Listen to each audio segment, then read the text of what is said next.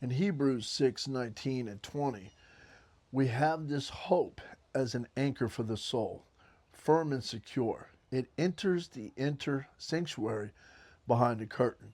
Jesus has entered there on our behalf as a forerunner because he has become a high priest forever, according to the order of Melchizedek.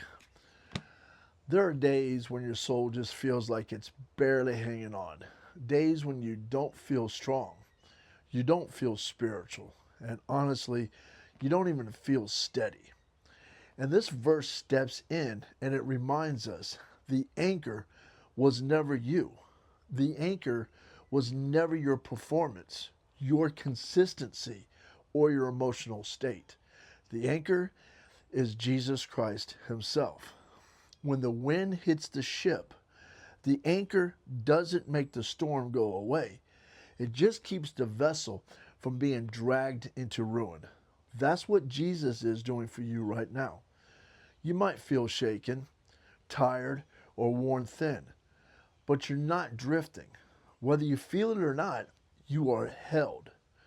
The hope that we have is not looking forward to a rescue, it's rooted in a rescue that it's already happened. Jesus didn't stand outside the presence of God cheering us on. He went behind the curtain into the Holy of Holies, the very place that man was never allowed to go. He carried your name in him. He is not standing beside you, hoping that you make it. He's standing before the Father, and he's ensuring that you will make it.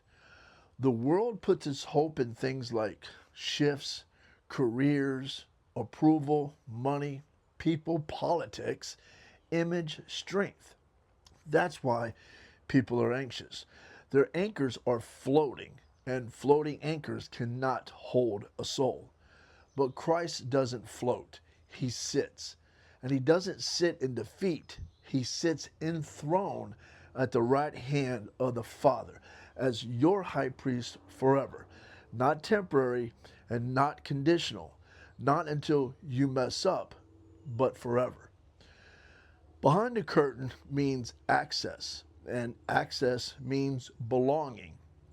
And belonging means that you are no longer on the outside trying to prove that you're worthy. You're on the inside because of Jesus already proved it for you. You are anchored, and not because you are strong, but because He cannot be moved. You know, when life rattles you, when people fail you, and when your mind turns against you, because I'm going to tell you it does a lot, your emotions don't match faith. You don't cling to Christ to keep from drifting. Christ clings to you. Your hope is not hanging on in the balance, it is secured in the sanctuary. That's what it means. That's what keeps a man standing. That's what keeps a soul alive. And that's what keeps you from losing yourself in the storm. It's not your grip on Him, but it's His grip on you. Peace.